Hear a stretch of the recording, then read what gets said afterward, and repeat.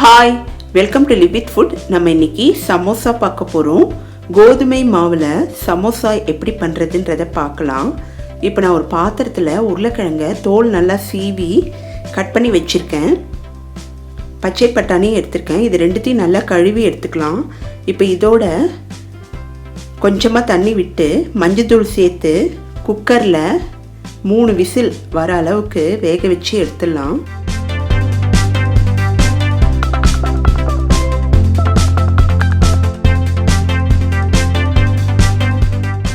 ஒரு பவுலில் சுடுதண்ணி விட்டுருக்கேன். இதில் கோதுமை மாவு போட்டுக்கலாம்.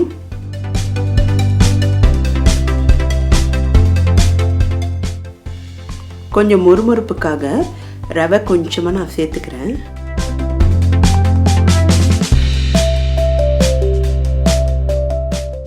நம்ம கோதுமை மாவுலேயே இந்த சமோசா பண்ணுறது ரொம்ப நல்லாயிருக்கும். இதோட கொஞ்சமாக நான் உப்பு, சர்க்கரை இது ரெண்டுத்தையும் சேர்த்துக்கிறேன்.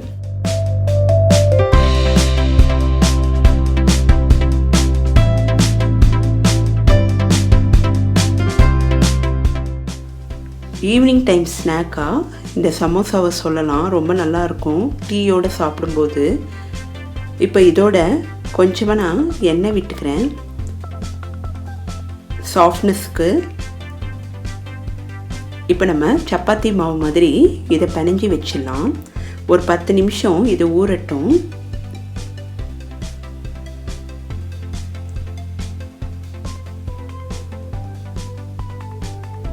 வேக வச்சிருந்த பொட்டேட்டோவையும் பட்டாணியையும் நல்லா இந்த மாதிரி ஸ்பூனில் மசிச்சு வச்சுக்கலாம்.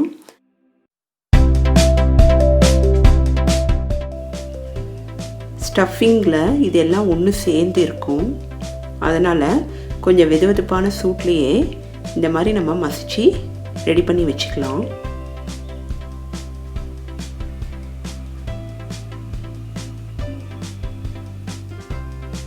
இப்போ ஒரு கடாய் எடுத்துக்கலாம். உள்ள ஸ்டஃபிங்காக நான் கொஞ்சமாக எண்ணெய் விட்டுருக்கேன், வெஜிடபிள் ஆயில் விட்டுருக்கேன். இதில் நான் கொஞ்சமாக சோம்பு சேர்த்துக்கிறேன். சோம்பு டைஜஷனுக்கு ஹெல்ப் பண்ணும். அதனால் துருவிய இஞ்சி சேர்த்துக்கிறேன்.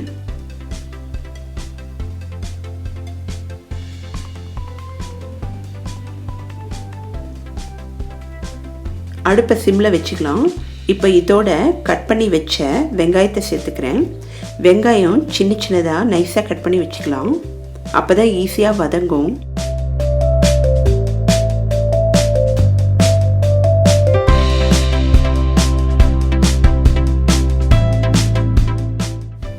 வெங்காயம் நல்லா வதங்கணும். அதனால் தேவையான அளவு உப்பு சேர்த்துக்கலாம்.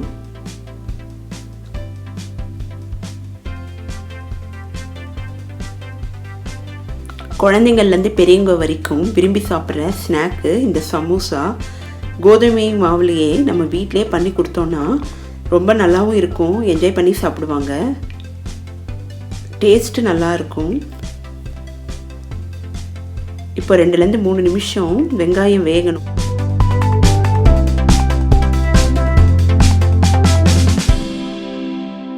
இப்போ நல்லா வெங்காயம் வதங்கிடுச்சு.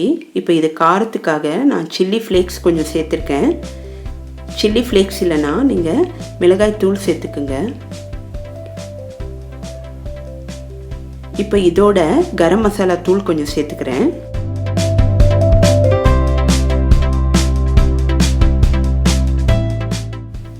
நல்லா மிக்ஸ் பண்ணிடலாம்.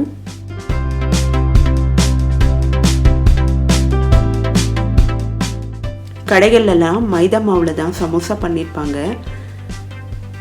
அது அவ்வளோவா உடம்புக்கு நல்லது கிடையாது. நம்ம வீட்லேயே கோதுமை மாவுலேயே இருக்கிற பொருளை வச்சு செஞ்சோன்னா உடம்புக்கும் ஹெல்தி, சாப்பிட்றதுக்கும் நல்லாயிருக்கும்.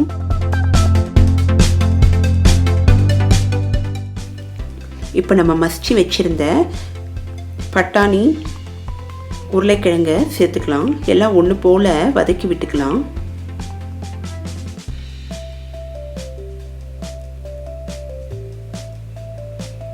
இப்போது வாசனைக்காக இதோட நான் கொத்தமல்லி இலை சேர்த்துக்கிறேன்.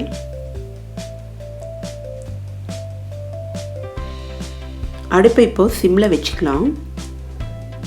இப்போ இந்த மசாலாவில் கொஞ்சமாக ஈரத்தன்மை இருக்கும். அதை எடுக்கிறதுக்காக நான் அரிசி மாவு கொஞ்சம் சேர்த்துக்கிறேன். உள்ளே வைக்கிற ஸ்டஃபிங் கொஞ்சம் ஈரத்தன்மை இல்லாமல் இருக்கணும். அதுக்காக சிம்மில் வச்சு 2லேருந்து 3 நிமிஷம் நல்லா இலக்கி விட்டுக்கலாம்.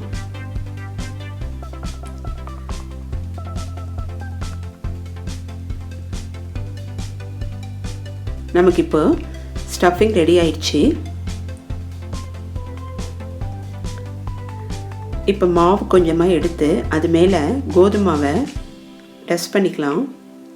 இப்போ எப்படி சமோசா பண்ணுறதுன்றதை நான் சொல்கிறேன்.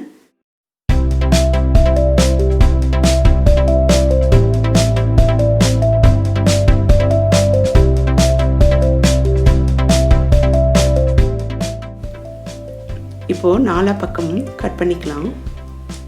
ஈவனாக இருக்கும். ஈஸியாக பண்ணிடலாம். இப்போது நடுவில் கட் பண்ணிட்டோன்னா நமக்கு ட்ரையாங்கிள் ஷேப்பில் 2 துண்டு கிடைக்கும்.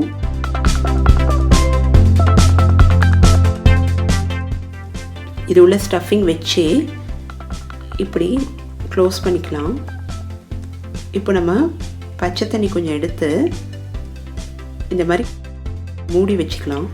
ஓரங்களெல்லாம் இந்த மாதிரி ஓவர்லாப் பண்ணிக்கலாம். கொஞ்சமாக தண்ணி தொட்டு நம்ம பண்ணோன்னா நமக்கு ஈஸியாக பண்ண வரும். ட்ரையாங்கிள் ஷேப்பில் நமக்கு சமோசா ரெடி ஆகிடும். பார்க்குறதுக்கு அழகாகவும் இருக்கும், சாப்பிட்றதுக்கு நல்லாவும் இருக்கும்.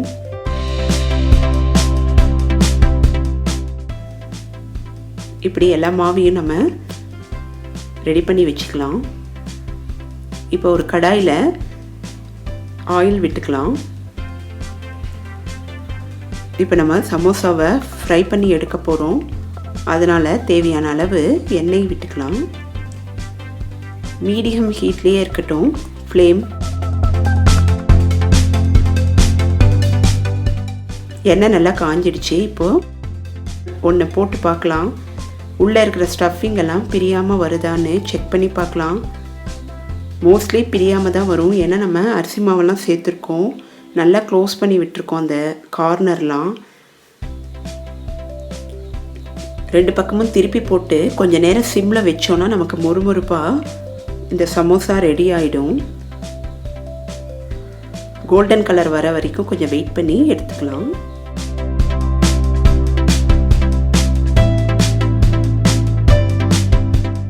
இந்த சமோசாவை சுட சுட தக்காளி சாஸோடு சாப்பிட்டா டேஸ்ட் நல்லாயிருக்கும். இந்த மாதிரி எல்லா சமோசாவையும் பொரிச்சு எடுத்துடலாம். அப்படி இல்லைன்னா புதினா தொகையல் வச்சு சாப்பிட்லாம்.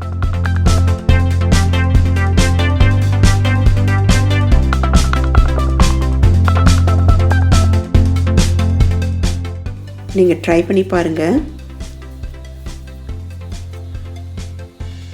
நமக்கு சுட சுட பொட்டேட்டோ சமோசா ரெடி ஆயிடுச்சு. இந்த வீடியோவை லைக் பண்ணுங்கள், ஷேர் பண்ணுங்கள். மறக்காமல் லிவ் வித் ஃபுட் சேனலை சப்ஸ்கிரைப் பண்ணுங்கள்.